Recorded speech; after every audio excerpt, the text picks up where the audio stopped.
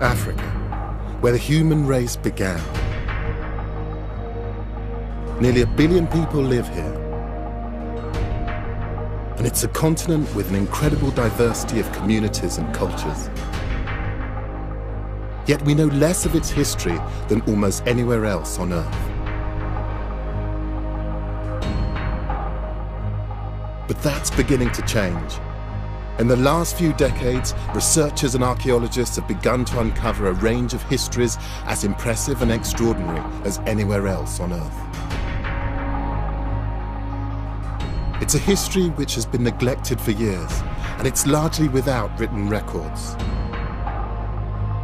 But it is preserved for us in the gold and statues, in the culture, art, and legends of the people.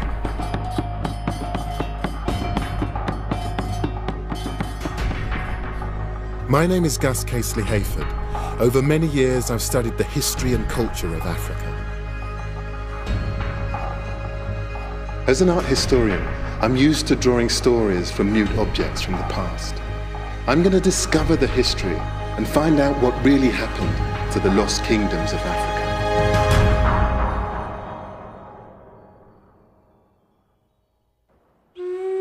The army, which set off the present crisis with a mutiny that forced out the old prime minister. These are the moments when Ethiopia's kingdom came to an end. In February 1974, the Ethiopian military rose up in revolt. By September, they deposed the Emperor Haile Selassie. It was a coup that brought to an end one of the world's oldest continuous kingdoms. Gave it its first written constitution. Realizing that times must change, he has decreed constitutional reforms be made, apparently with a view toward making Ethiopia a constitution. Haile Selassie was the last emperor of a dynasty that claimed it could trace its roots back thousands of years. And orderly. The country is now a democratic republic, but Ethiopians haven't forgotten their kingdom's proud past. In the capital Addis Ababa, this statue of Emperor Menelik II celebrates Ethiopia's long tradition of independence.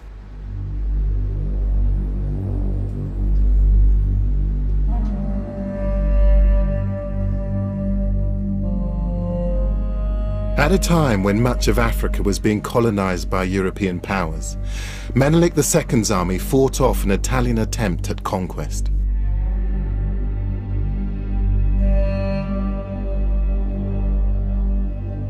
Ever since that famous victory, Ethiopia has been a beacon of self-determination for black people around the world. But I'm here to get back beyond that to the ancient history. I've got here the Kebra Nagast, the glory of kings, the story that tells you of all of those kings, those ancient empires. And I want to get behind that and find out exactly what made this country.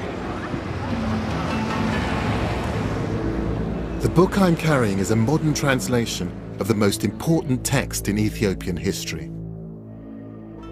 The Kebra Nagast was written in the 13th century. It sets out the lineage of Ethiopia's emperors. It makes some grand claims. It says the dynasty began in 950 BC, and that the first emperor, Menelik I, was the son of illustrious parents, Solomon, king of Israel, and Queen Makeda, better known as the legendary Queen of Sheba. The link to the Old Testament gave a legitimacy to the Ethiopian Empire. But is there any truth in it? Is there really a connection between Solomon and Sheba and the Ethiopians? That's what I want to find out. No.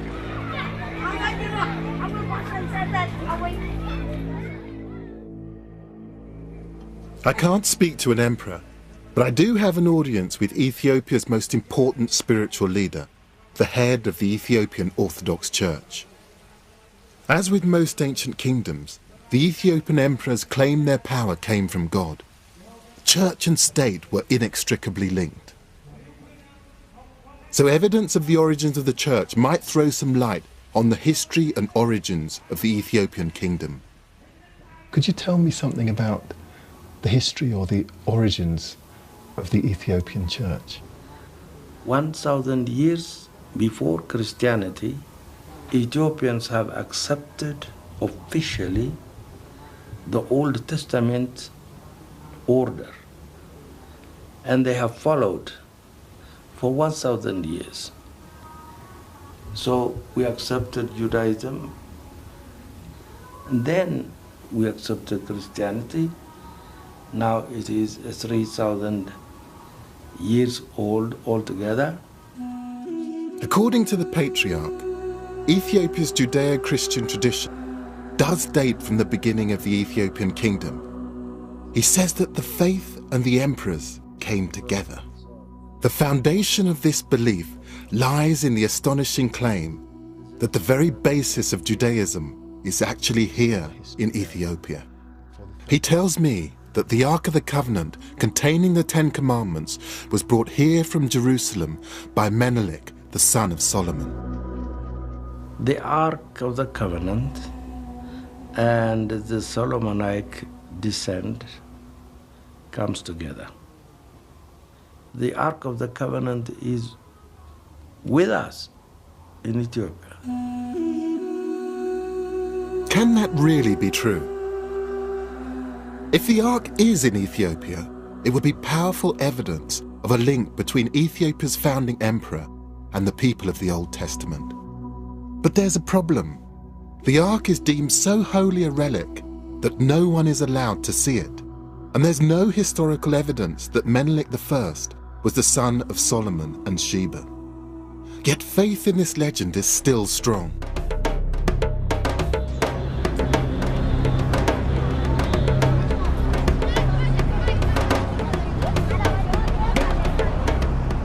I want to find out why it endures and discover whether it's true. I'm going to look for continuities that might appear over centuries in religious traditions, in language, and in Ethiopia's old buildings. I want to see if I can connect them to Solomon and to Sheba. My journey would take me from Addis to some of the most important historical sites in Ethiopia, going further and further into the past to see if I can reach the time of the Old Testament.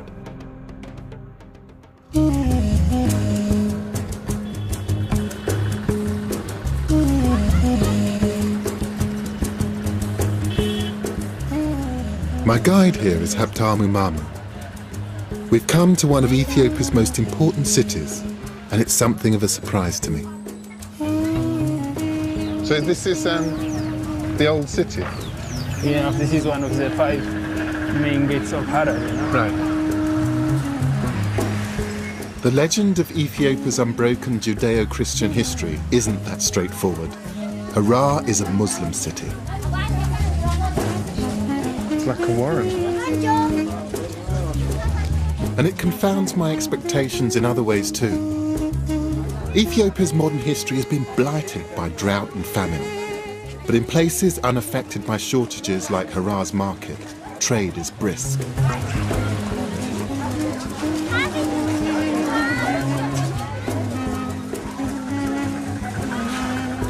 Historically, the Ethiopian highlands are one of nature's storehouses. More crop species are found here than in any other part of the continent. Frankincense used in churches and temples for centuries grows wild here. Oh, that's gorgeous. What do I do with this incense? And it smells beautiful as it is, but how do I make it even more powerful? When we make coffee, yes. you just fire, and then you put on the fire, and it smells good for the coffee ceremony. Thank you very much. Thank you. What should I be saying to her? I'm a seconado. I'm a seconado. And I apologise for being so English about it. For at least 2,000 years, Ethiopians have traded frankincense north to the eastern Mediterranean, along with a lively trade in other goods. Coffee was first cultivated here in the 9th century, but it isn't the most popular item for sale.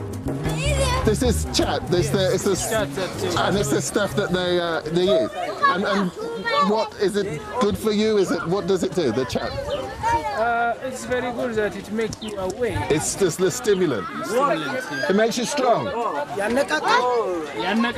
It stimulates you more. It's to make me Stimulate. really. As well as its secular uses, chat is used here by Muslim mystics to help them on their spiritual journey. But perhaps it's not a surprise that there should be such a strong Muslim population here. After all, it's only a short hop across the Red Sea to Yemen and Saudi Arabia. But what is remarkable is the role the Muslim population played in maintaining Ethiopia's independence, shoring up the relationship between Ethiopian Christianity and royal legitimacy. Back in the 17th century, Ethiopian Muslims made common cause with Ethiopian Christians in a deal brokered by Emperor Fasciladas.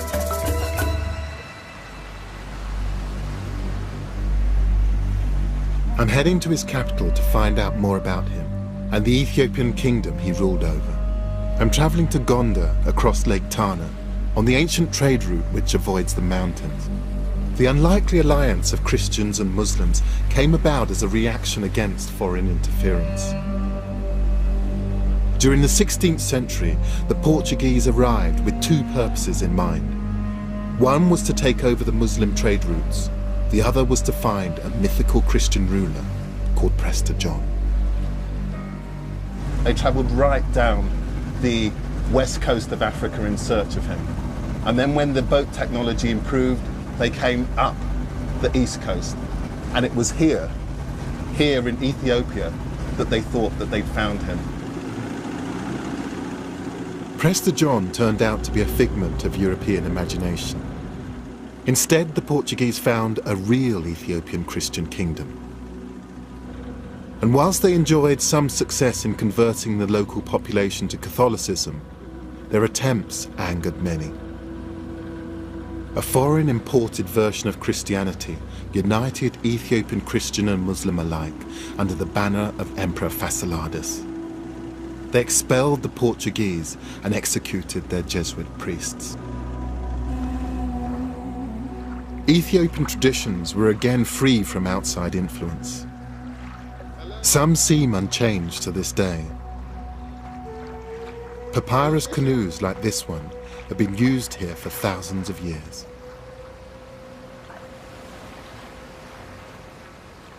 Could you ask him if he's caught anything today? Oh. You are...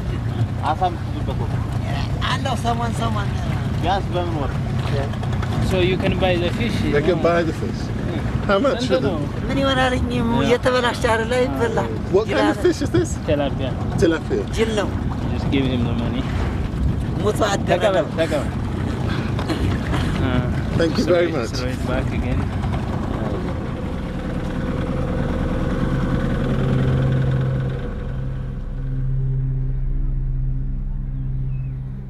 To the north of Lake Tana lies Gondar, Ethiopia's 17th century capital. It's dominated by an impressive castle.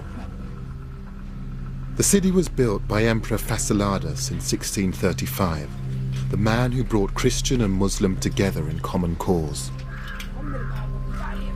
I've arranged to meet the curator here, Getch Yigso. Hello, sir. Hello, Getch. Yeah, you're welcome. Lovely to meet you. Good. This is so spectacular. So what am I looking at So here? you'll see a real African castle. This is really the first place black people who live in a castle. Any palace in Ghana and in Morocco, in Tunisia, such castle. This is the first and only castle. The man who built it was determined to defend Ethiopia's independence. Getch tells me that Emperor Fasciladas was a strong leader in control of a significant capital. Oh yeah, because in Ghana at that time there was about 60,000 inhabitants, you can imagine. That was 400 years ago. It's a big town. So we're able to imagine that he was so kind and very visionary man, very wise man. That's why he built such an edifice, an impressive castle. Fasciladas wasn't just displaying his power with this building. There are telling clues that he was also asserting his legitimacy by reminding people of the link to King Solomon and the people of the Old Testament.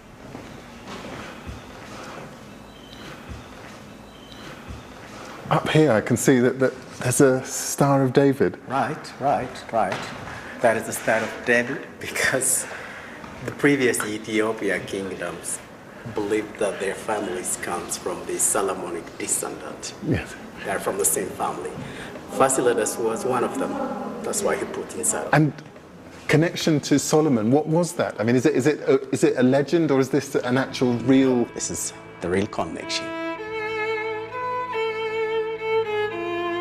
I knew that it would be difficult to separate fact from myth. Here, it seems impossible.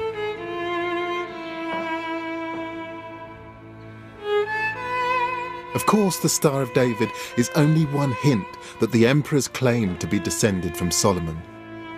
I'm wondering whether there is anything else in this castle that points back to the world of the Old Testament. For me, the best way of getting a real sense of the building is to sit down, just spend a few quiet minutes, just sketching. I suspect that Fasilides may have been more influenced by outsiders than he would have cared to admit. The battlements look Portuguese to me, and the domes look east towards perhaps India. But I can also see what looks like a curious technique in the way the long wooden beams have been used in the stone building. I'm particularly interested in how the architect has used this beam to support the masonry, and it's a wooden beam. It's quite unusual for it to be that long. The beam's unnecessarily long for its function. My hunch is the design may be a throwback to an earlier time.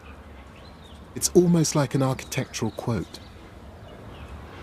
To see it here in this site where they've absorbed influences from all over the neighbouring regions is absolutely fascinating.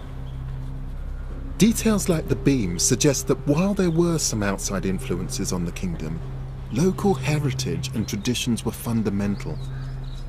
And the execution of the Portuguese Jesuits shows the emperor's determination to defend the distinctive role of the Ethiopian Church.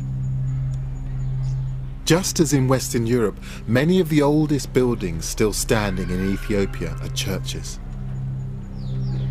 And I feel sure these buildings can tell me about the relationship between the emperors, their faith, and their history. This church was built by Emperor Yasu, a close successor to Fasilides in the 17th century.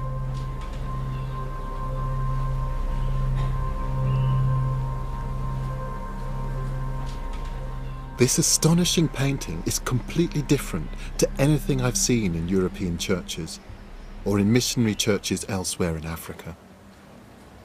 I spend so much of my time trying to rationalize and explain beautiful things, but very occasionally I'm just completely knocked sideways by something, and coming in here to this particular church and seeing a lot of the Christian tradition that I was brought up with depicted in a completely new way with a level of intensity that I've never seen before. It's just absolutely astounding. The paintings have been completed on cloth, which has been glued to the mud plaster walls. Emperor Yasu seems to have been reassuring his subjects that he could look after them. He commissioned artists to paint angels on the ceilings as if protecting the worshippers below.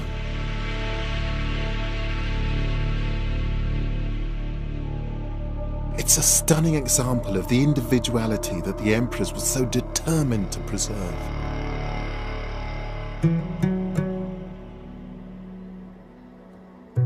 And I can't help wondering whether other telling traces of the past still survive within Ethiopia's ancient churches.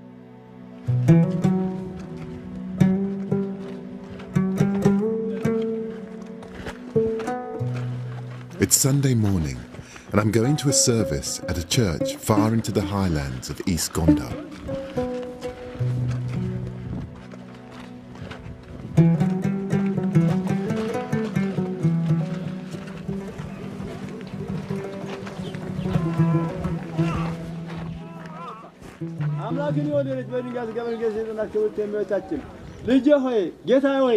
Bible passages are being read in Ge'ez, the ancient language of the Ethiopian kingdom. It's related to Arabic and also significantly to Hebrew, the language of the Old Testament and King Solomon himself. Haptamu says that no one speaks it now. For Ethiopians, it's like the Latin Mass. But this isn't the main event. The crowds are outside a cave.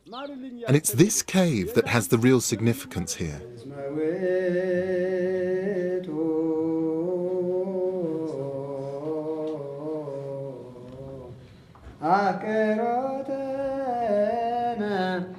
This place contains beehives, which are regarded as holy by the congregation. And that's how they make the honey from the ceiling of the cave. Amazing. And that's why it's considered that it is a holy honey, because they are in the church. They died in the church. And nobody brought them by themselves. Oh, they came by themselves. And the honey which is taken from this, it's given to the people that considered as a holy honey. I see.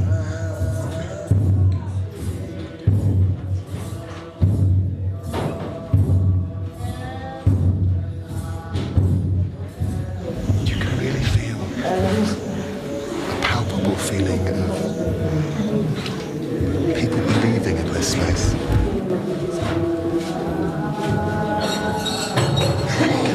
That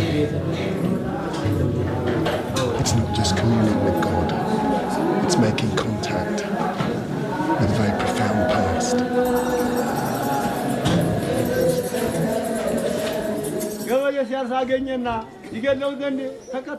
Honey is a staple of Ethiopian religious and everyday life.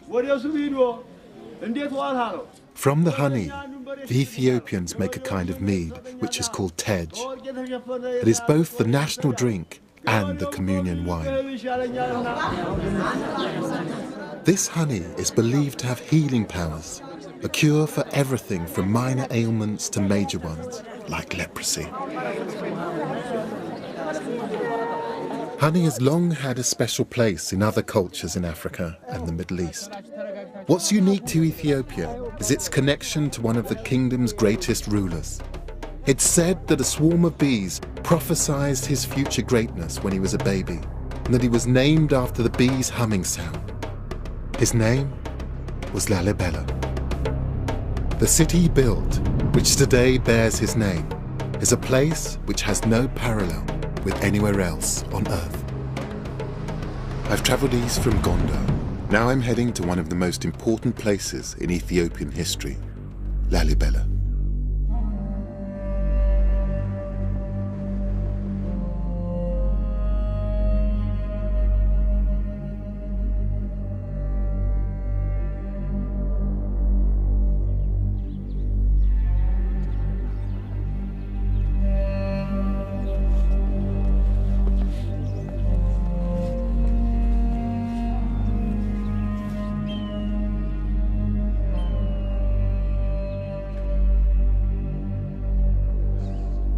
Not much that could prepare you for that.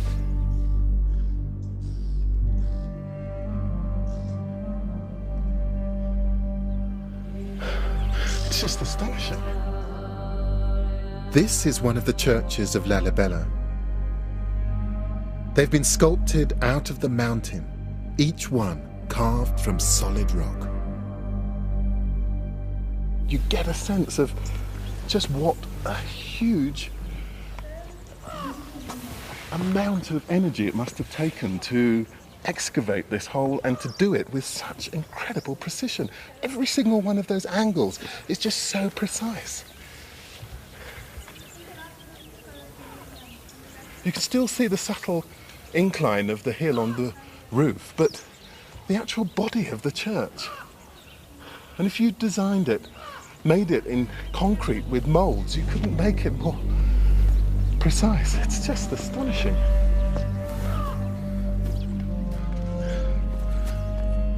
The man responsible for commanding the building of 11 of these incredible structures was Emperor Lalibela.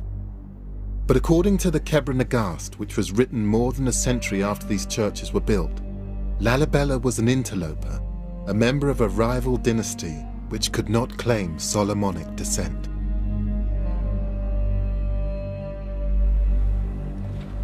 However, Lalibela claimed God commanded him to build these churches, and in so doing, he attempted to claim legitimacy as an emperor because he was doing God's work. A legend grew over centuries that the buildings were completed at superhuman speed. But recent research by a team of French archaeologists, led by François-Xavier Fauvel, suggests otherwise. The usual story on Lalibela says that the whole churches were built at the same time during a very short period of time, whether it was 3 nights and 3 days or 24 years. Yes. But basically this is the same story.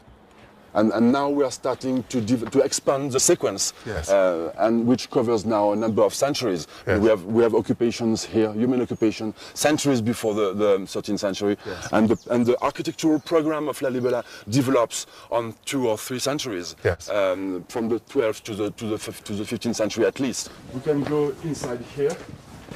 There's still a great deal that historians don't know about Lalibela. It's unlike any other archaeological site, in that it's almost a case of archaeology in reverse. So in that way, it is not an archaeological site, and it is, and you have to wash your mind about all this kind of previous way of thinking about architecture and archaeology. Instead of having successive deposits, you have just successive removals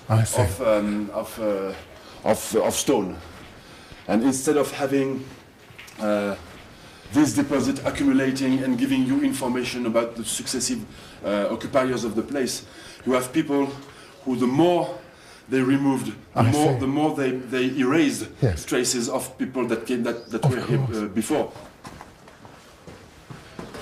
The French investigations are expected to go on for at least 4 years. Emperor Lalibela left an intriguing legacy, one which underlines the uniqueness of his kingdom. It's down here outside, when you don't actually just have the light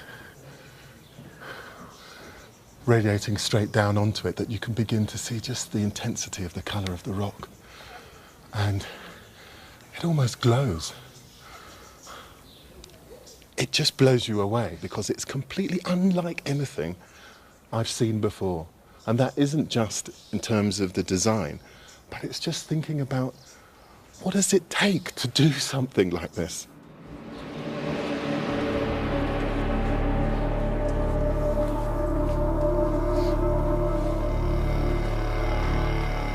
It's a breathtaking display of the emperor's power to be able to command his people to excavate thousands of tons of rock without any form of mechanization.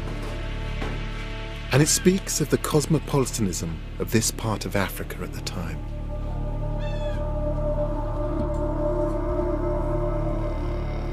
They brought images, influences from all over Christendom and beyond. I look at the influences and I'm just amazed that there's two-headed eagle that you might see in Constantinople. There's a Star of David, and in the centre of the Star of David is a cross. And in the friezes above the arch are what look like Greek icons. It's an astounding coming together of different cultural influences to create something which certainly aesthetically works, but also sends a signal about this being a new centre of religious thinking, a new Jerusalem.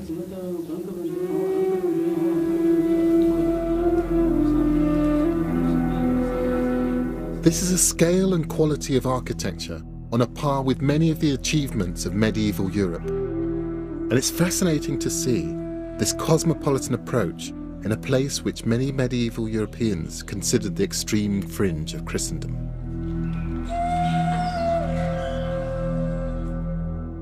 Thousands of pilgrims made the journey here to worship, and 700 years later, they still do. People come here to the 11 churches of Lalibela from all over Ethiopia and beyond.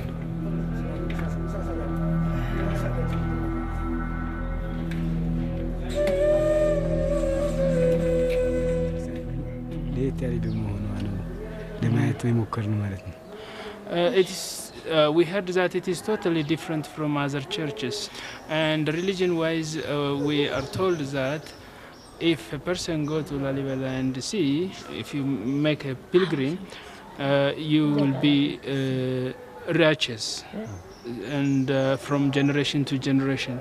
So that's why we luckily come here and to see the church. There's no doubt that Emperor Lalibela left the kingdom something lasting and significant. It might also provide me with another clue that takes me further back into the past in my search for the kingdom's origins. The architectural features are very distinctive. These shapes are thought to represent the rising sun, and the lower windows have a variety of cross designs. It's a double cross so that you can actually see it both as a cross and then also extruded. And then at the very top is this shape that you see everywhere. One of the things I'm beginning to think about this building is just looking at these windows, you are forced to ask the question, why? Why these shapes? But also why go to this length of bother to create something quite so complex? But more intriguing than the windows are the blocks at each corner. They look almost like beams, but the way these churches have been created means that they're architecturally unnecessary.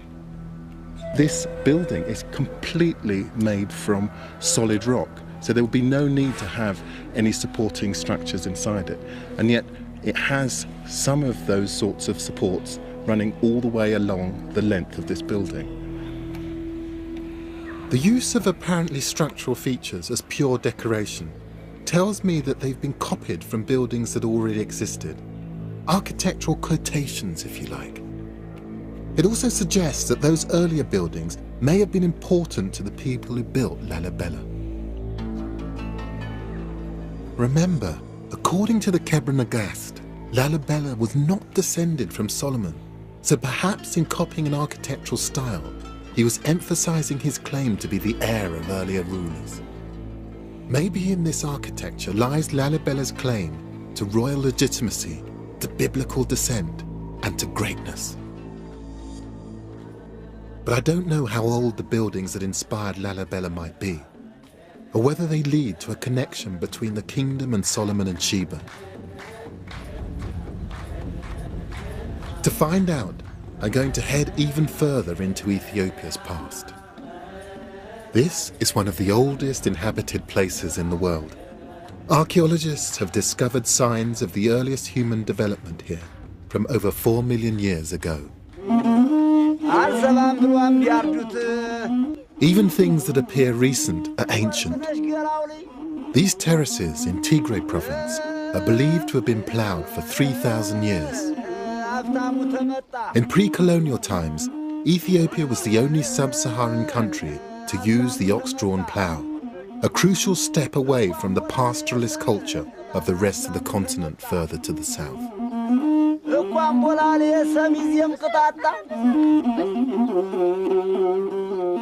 The terraces rise from the bottom of the valleys to the mountain peaks, and they all have to be ploughed in time for the rains in a few weeks' time. I want to try my hand at a 3,000-year-old skill. I'm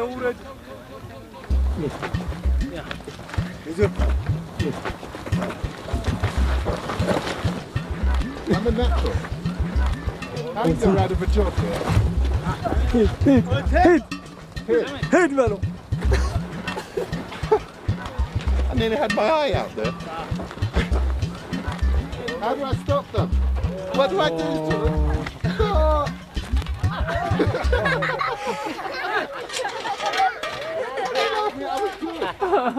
There is a serious point to all of this, and it's that this method of agriculture was unique to these highlands, and it doesn't appear to have spread quickly to surrounding areas.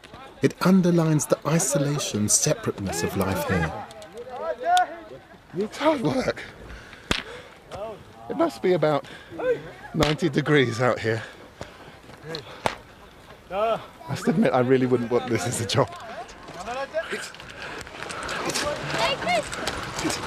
He's just as bad at steering as I am. I might have to give him a few tips, I think.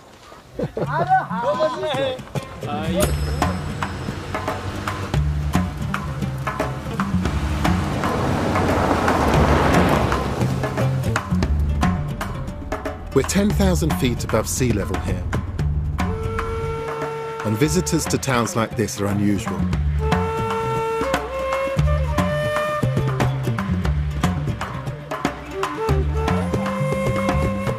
I wonder whether isolation like this is why Ethiopia's traditions seem to have lasted so long.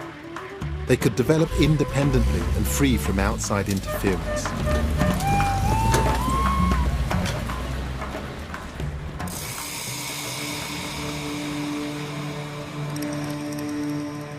But there are few places in the world more self-consciously cut off than my next destination.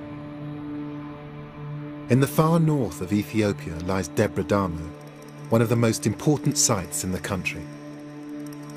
Debre Damo is one of the oldest buildings in Ethiopia, and it sits on top of this imposing Table Mountain. It's a monastery dating back to the 6th century, and its famed isolation is justified.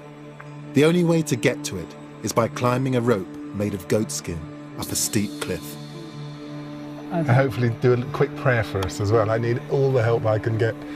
Good luck, Haptamu. Thank you. It seems like a good idea to send Haptamu up first. He can show me how it's done. Oh.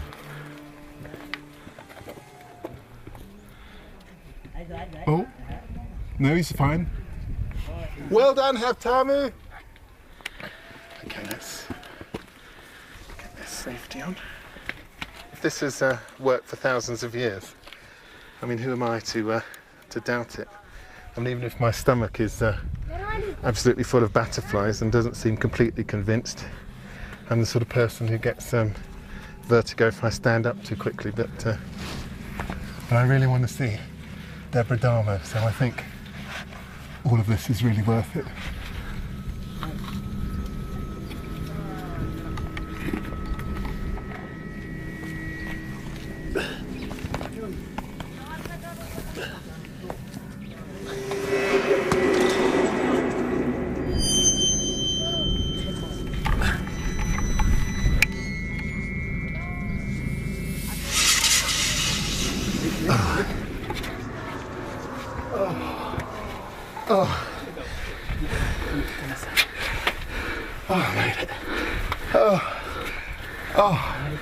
That probably wasn't very dignified, but I don't care.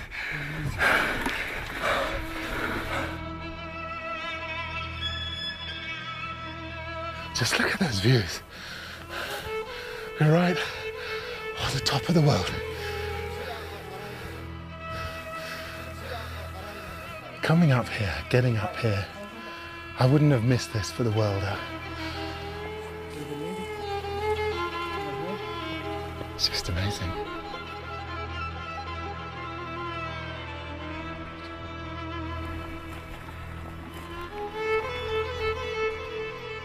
When the monastery was first established, it's believed that up to 1,000 monks lived up here.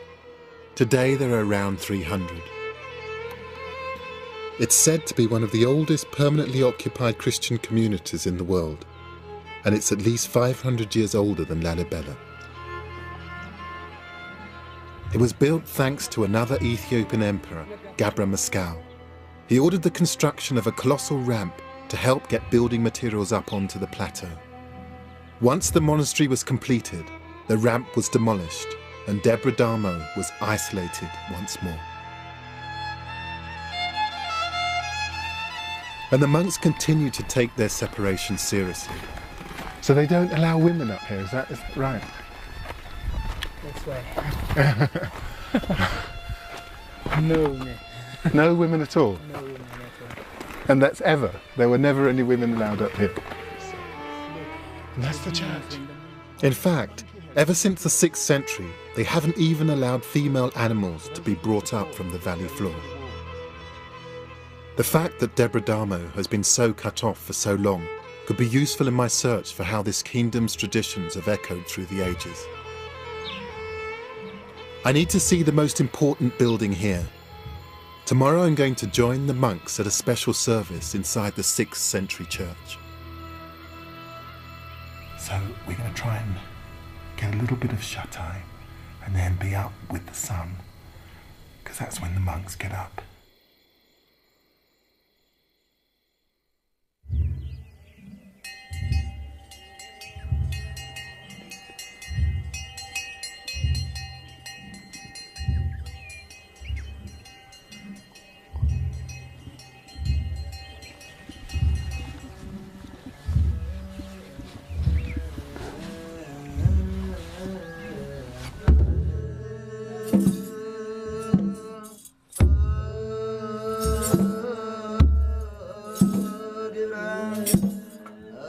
Like every religious ceremony I've seen in Ethiopia, their unique approach to Christianity is evident. But it isn't just the service that's catching my eye, it's the building it's being held in. The most amazing thing is to see some of the features that I saw earlier in my trip, but used structurally. You begin to get a sense of that history that was being evoked by the architects of Lalibela and Gonda. But here, it's actually holding up this structure. This was what they were echoing. Here are the square-ended beams I saw on the corners of the windows at Lalibela's rock churches. The rising sun window designs here too. And I last saw these distinctive long wooden beams in the castle at Gonda, where the architecture struck me as being from an older local tradition. And here it is in a 6th century church, made from small uneven stones. It's only these kind of beams that can hold up walls like these. And another feature literally stands out. Different shaped beams which extend beyond the walls. These are called monkey heads. I just tried to spend a few minutes just thinking about how this monkey head technology was actually put together. And what I think is that these heads represent the end of a sort of dumbbell-like piece of wood that sat across a beam. And basically, because the ends were wider than the body of these structures, it actually meant that the pressure from above helped to keep the building taut. This actually meant that you could actually build more than one story on these buildings.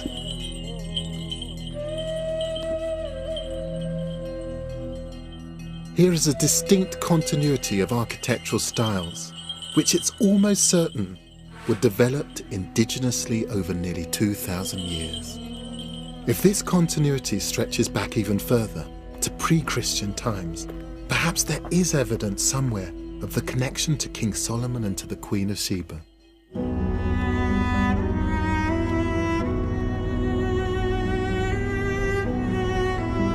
Debre Damo deliberately cut itself off from the world.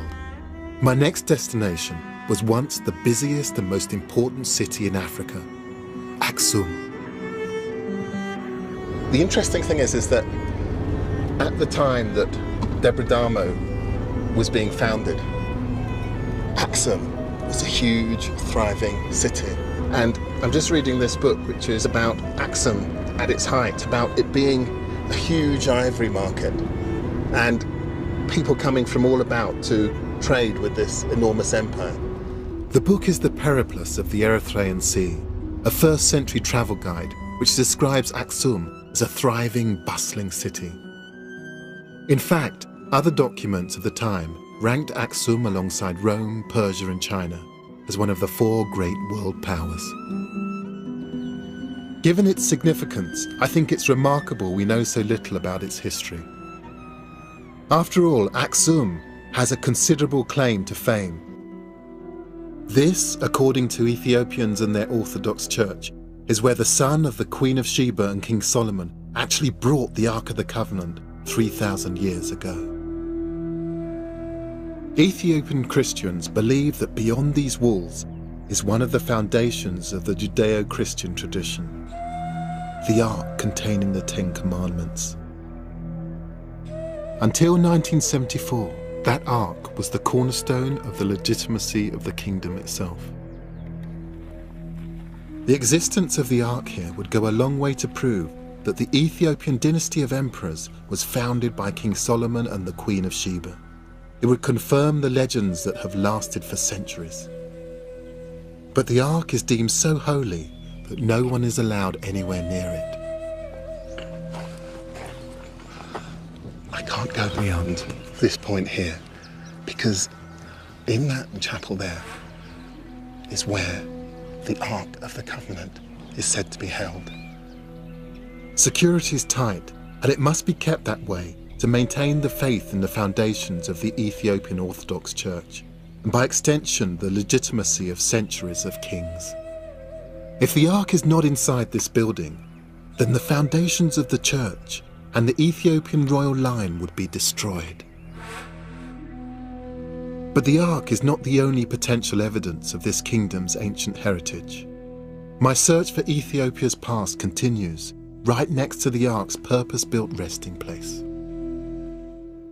And now that building may be very new, but come and have a look over here.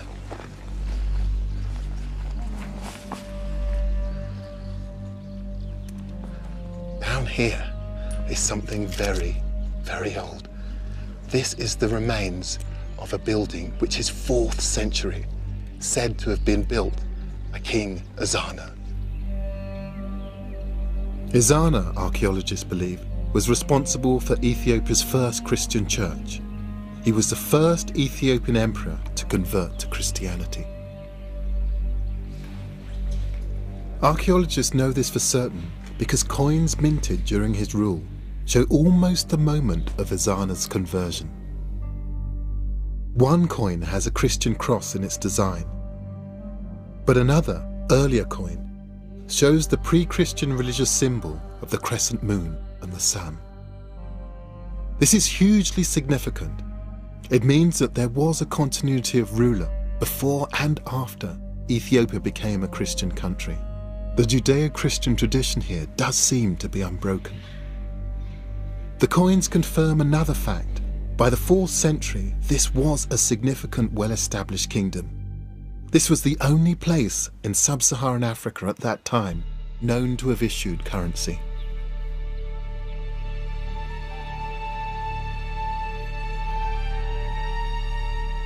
The coins aren't the only objects in Aksum that show the power this place had at the beginning of the Christian era. These are the grave markers, or stelae, of the emperors at Aksum.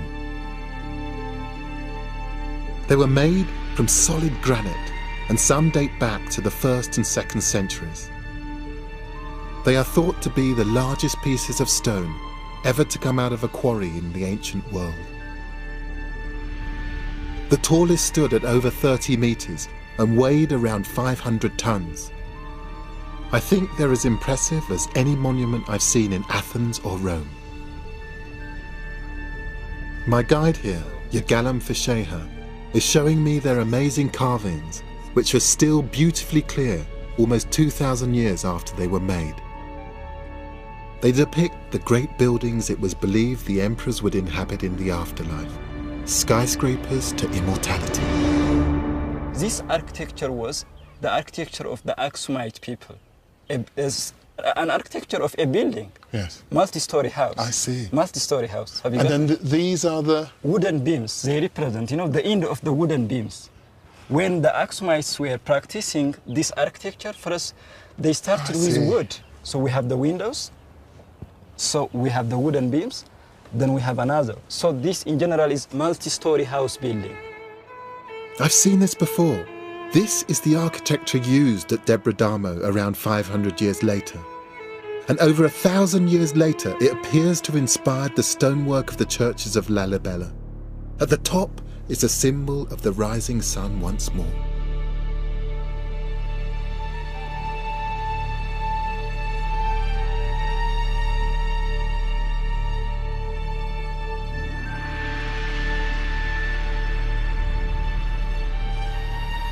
I've had just a very quiet epiphany moment when this journey has begun to really make sense. I mean, this stela, this single piece of rock, holds many of the elements that I've seen on my journey up until now, but here configured in a way that gives them a kind of sense, gives them a continuous historical narrative, which I suppose is the history of Ethiopia.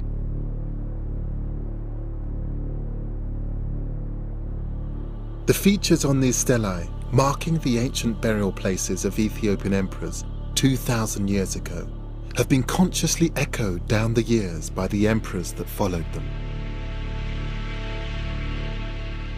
What I'm seeing at Aksum are continuous traditions taking the story of the Ethiopian kingdom back to the beginning of Christianity.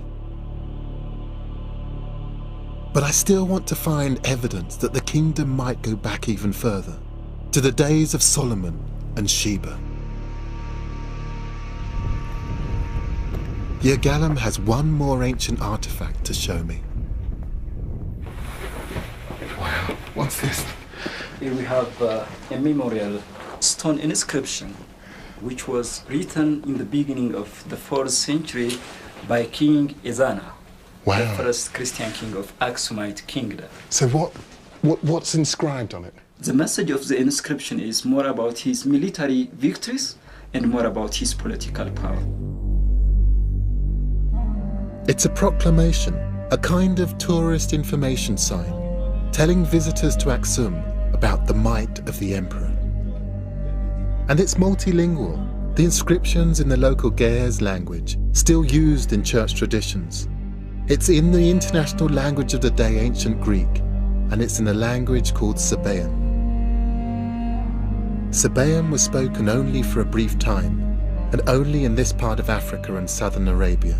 Historians think it died out around the 8th century, but it first appeared around 1000 BC. It's the language of Saba, the part of Yemen where the Queen of Sheba is said to have come from. This stone is from the 4th century AD, 1400 years after the Queen of Sheba is supposed to have reigned. It's not the Ark of the Covenant, but it does point me deeper into the past in my search for the kingdom's origins. It's thought that the kingdom of Aksum was a continuation of a civilization which had existed nearby. That's where I'm headed now.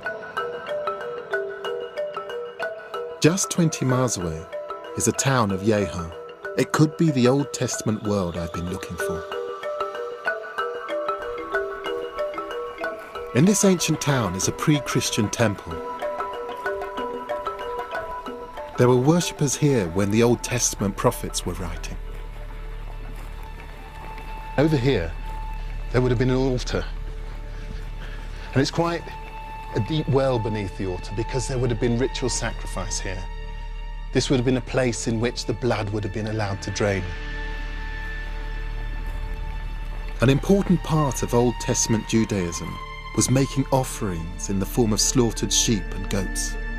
And this may well have been a baths where people would have come to cleanse themselves. I mean, this building suggests all sorts of things.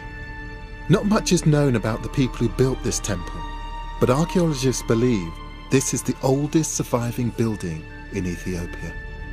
And it predates everything that we've seen up until now. And the quality of this brickwork, it just belies the fact that this building is 500 BC. That means it's older than the Parthenon in Greece, and centuries older than Rome's Colosseum. It echoes the Judaism of the Old Testament, the faith that the Ethiopian Orthodox Church claims was adopted here 1,000 years before Christ. And it echoes what the patriarch told me at the start of my journey. So we accepted Judaism. And then we accepted Christianity.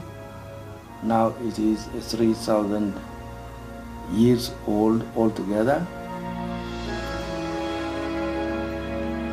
But the most exciting thing about this temple is a collection of artifacts found inside it. They're now kept nearby in this small Christian church. And I think they might offer a final clue about Solomon, the Queen of Sheba, and the ancient kingdom of Ethiopia. Praise good day. Yeah. Thank you.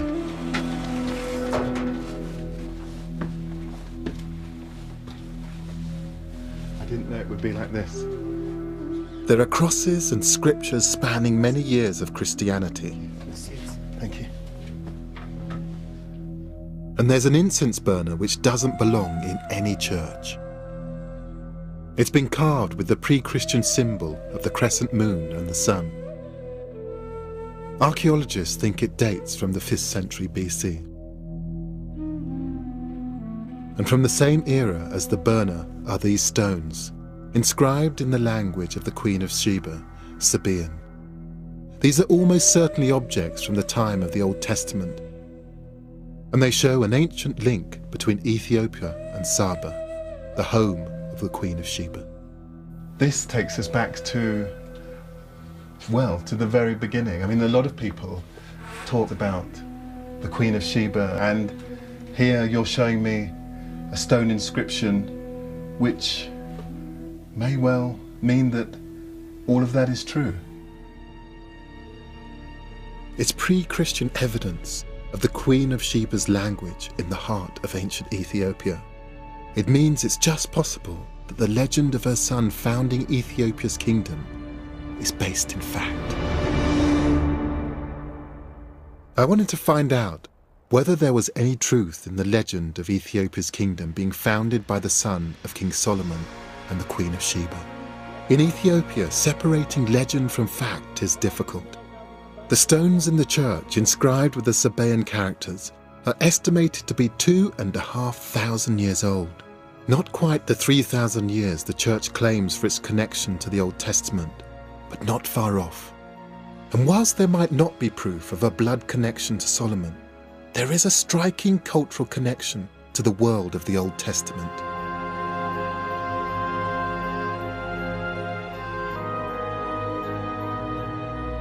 It's also striking that faith in this legend has lasted for centuries, closely tied to the unique traditions of the Ethiopian church. I think it's endured because of Ethiopia's determination to resist the influence of outsiders and to remain independent. Ethiopia's emperors may have died out, but the kingdom in many senses still survives. In the language, in the people, in the history, in the traditions. It's an extraordinary history, a proud history, one that deserves to be better known.